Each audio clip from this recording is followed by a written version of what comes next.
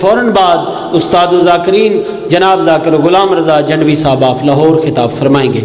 بر محمد و آل محمد بلند تر صلوات۔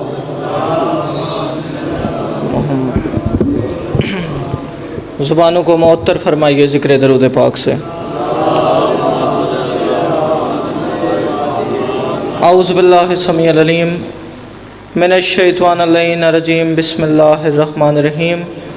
الحمدللہ الذی ذکرہ شرفہ للذاکرین وشکرہ فوز للشاکرین واطاعتہ نجات للمطیعین۔ الصلاۃ والسلام وتحیۃ الکرام علی اشرف النبیین والخاتم المرسلین سیدنا و مولانا و حبیبنا و طبیب قلوبنا بالقاسم محمد۔ ناد علی المظہر العجائب تجد ہون لک فی النوائب کل ہم و غم سائن جلی بے علی مل کے باواز بلند صلوات پڑھیے۔ یہ تھوڑی زحمت فرمائیں، دو قدم آگے تشریف لے آئیں تاکہ ایک مجلس کا ماحول بن جائے۔ آئیے جی بسم اللہ، تشریف لے آئیے۔ ماشاءاللہ ماشاءاللہ، مل کے صلوات پڑھیے محمد و آل محمد پر۔ دعا ہے پروردگار عالم آپ تمام مومنین کا یہاں آنا اپنی بارگاہ مقدس میں قبول و منظور فرمائے۔ میرا مالک بانیان مجلس جناب واجد شاہ صاحب، ان کے عزیزاں رفقا، پورے خانوادے کی یہ نوکری اپنی بارگاہ مقدس میں عبادت میں شمار فرما۔ میرا مالک تجھے واسطہ محمد و آل محمد کا بہت بڑا دربار ہے، بہت بڑی چوکھٹ ہے، بہت بڑا دروازہ ہے، جتنے آئے بیٹھے ہیں ان میں سے کوئی خالی دامن واپس نہ جائے۔ میرا مالک اگر کوئی بیمار ہے تو ذکر کا صدقہ شفا یاب فرما، اگر کوئی پریشان حال ہے تو تمام پریشانیاں دور فرما۔ سب دعاؤں کی ایک دعا، جس بندے کے دل میں جتنی تڑپ، جتنی حسرت، جتنی ضرورت ہے، بندہ اتنی تڑپ سے آمین ضرور کہے۔ میرا مالک ضرورت زمانہ، حجت دوران حضرت ولی العصر کا جلد از جلد ظہور فرما۔ دعاؤں کی مقبولیت کے لیے صلوات ایک پڑھیے مگر مل کے باواز بلند پڑھیے۔ اللہ سب سے پہلے شکر گزار ہوں بانیان مجلس کا کہ جنہوں نے مجھ حقیر کو یہ موقع فراہم کیا کہ آپ مومنین کی بارگاہ میں حاضر ہو کے اس ممبر کی وسادت سے ان آل محمد سے خیرات مانگ سکوں کہ جن آل محمد کی خیرات نہ ہو تو نبیوں کو منصب نبوت نہیں ملتا۔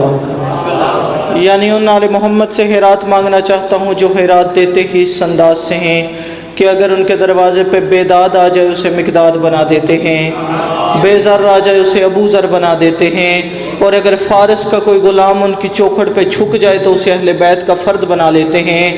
اپنی نبوت و امامت کا صدقہ بننے والے آدم کے سجدے کے منکر عبادت گزار کو اپنی دربار سے روندہ درگاہ کر کے شیطان بنا دیتے ہیں، اپنی چوکھٹ پہ ادب کے ساتھ جھک جانے والے کو سلمان بنا لیتے ہیں۔ اور اگر حبش سے آیا ہوا کوئی معمولی غلام ان کے در دولت پہ خلوص نیت کے ساتھ جھک جائے تو پھر اسے اتنا نوازتے ہیں، اتنا نوازتے ہیں، اتنا نوازتے ہیں کہ بلال اس قابل ہو جاتا ہے کہ سورج کی تنابیں کھینچ کے وقت کی نبضیں روک لیتا ہے۔ جی بڑی مہربانی، مالک آپ کو سلامت رکھیں۔ میں بالکل بھی لمبی مجلس نہیں پڑھنا چاہ رہا کیونکہ میرے بعد استاد بزرگوار عالی جناب عزت مآب آپ کے پسندیدہ ترین ذاکر قبلہ غلام رضا جھنڈوی صاحب تشریف فرما ہیں، تو قبلہ نے خطاب فرمانا ہے۔ میں بس ان کی پیشوانی کے لیے چند لمحے آپ کی نوکری پیش کرنے لگا ہوں۔ یہ ہے چلتی ہوئی دنیا میں عدن کی صورت۔ جی بڑی مہربانی، جتنے بول پڑے، جسے سمجھ نہیں آئی، عدن کہتے ہیں جنت کو۔ یہ ہے چلتی ہوئی دنیا میں عدن کی صورت، اور اسی میں ہے محمد کے چلن کی صورت۔ آہا سید زادہ بہت شکریہ۔ یہ ہے چلتی ہوئی دنیا میں عدن کی صورت، اور اسی میں ہے محمد کے چلن کی صورت۔ چک سواری والوں، ضلع میرپور والوں، میرے علاقے والوں، میرے گھر والوں، جس بندے کو پتہ ہوا 15 رمضان ہوئی کیا ہے، ہوا کیا ہے، وہ بندہ اگلے مصرے پہ نہ بولے شبیع الحسن کاظمی کا قلم دکھی ہو جائے گا۔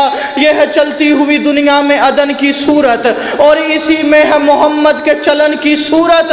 15ویں روز کو رمضان کے دیکھا ہم نے کیا، حسن حالق کا اتر آیا حسن کی صورت۔ آہا ہاتھ اٹھا کے حاضری آپ کے دعا کا صلہ۔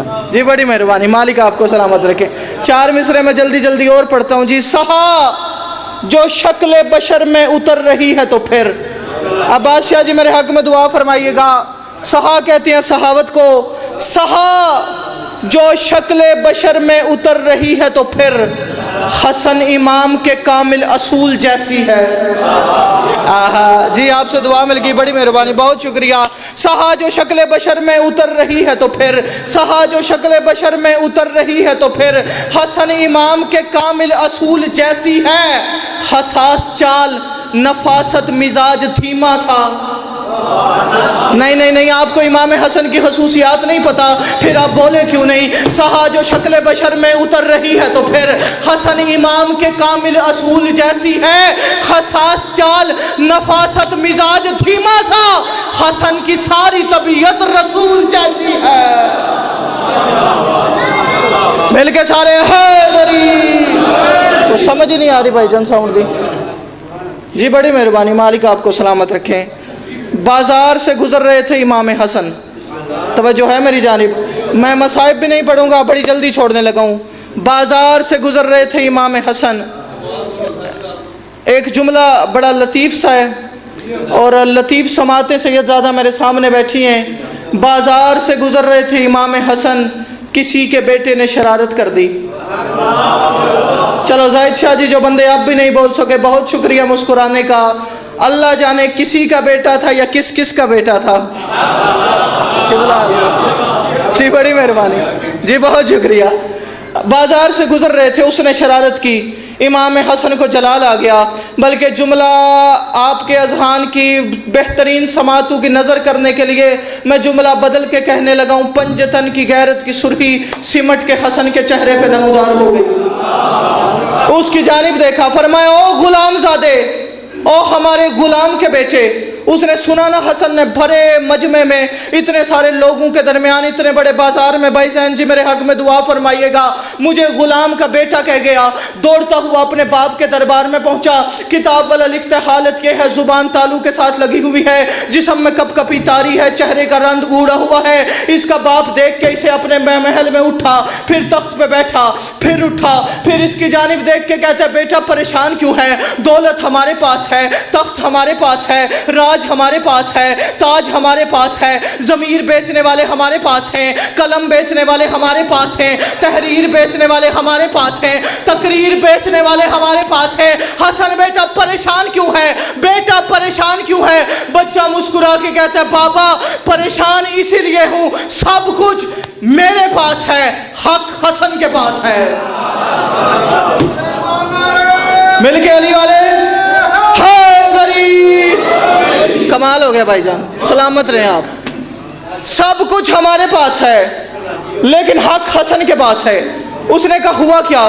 कहते बड़े दरबार में, बड़े बाजार में, इतने सारे लोगों के दरमियान हसन ने मुझे गुलामज़ादा कह दिया, हसन ने मुझे गुलाम का बेटा कह दिया। कहते सच्ची मुच्ची हसन ने मुझे अपना गुलाम कहा, तुझे गुलाम का बेटा कहा। कहते सच्ची मुच्ची मैं अकेला नहीं, मेरे साथ गवाह मौजूद है। कहते अगर हसन ने मुझे अपना गुलाम कहा है तो फिर जल्दी कर, कागज़ ले जा, कलम ले जा, लिखवा के ले आ। हाँ, जो बंदा पहुंच गया उसका क्या कहने, जो बंदा नहीं पहुंच सका वो मेरा हम सफर रहे। 2 मिनट की नौकरी के बाद बात खुलने लगी और मैं सलाम करके जा रहा हूँ। कहते कागज़ ले जा, कलम ले जा, लिखवा के ले आ। किताब वाला लिखते इसने कागज़ लिया, कलम लिया, चलता चलता इमाम हसन के पीछे पीछे आया। इमाम हसन बाजार में इसको देख के घर की तरफ चले, ये घर के दरवाजे पे रुका। इमाम हसन बाहर आए, ये चलता चलता इमाम के पीछे, इमाम मस्जिद में, ये मस्जिद में इमाम के पीछे। चक सवारी वालों, मेरे इलाके वालों, कितनी दाद और दुआ दो, जुमले का हक बनता ही नहीं। चलते चलते चलते इमाम हसन पहुंचे कब्र रसूल पे, कब्र रसूल पे सलाम किया। फरमाया नाना रसूल बाहिरा, नाना रसूल बाहिरा, नाना मैंने तेरा बदला ले लिया। हसन बेटा हुआ क्या? हसन मुस्कुरा के इसकी जानिब देख के फिर कब्र रसूल की जानिब देख के फरमाते हैं नाना जो मेरे बाप को हक का वली नहीं माना।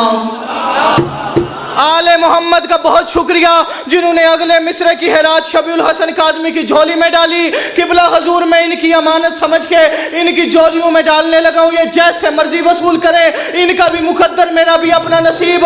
हसन मुस्कुरा के कहते हैं नाना जो मेरे बाप को हक का वली नहीं माना, وہ مجھ سے خلد کی جاگیر لینے آیا ہے۔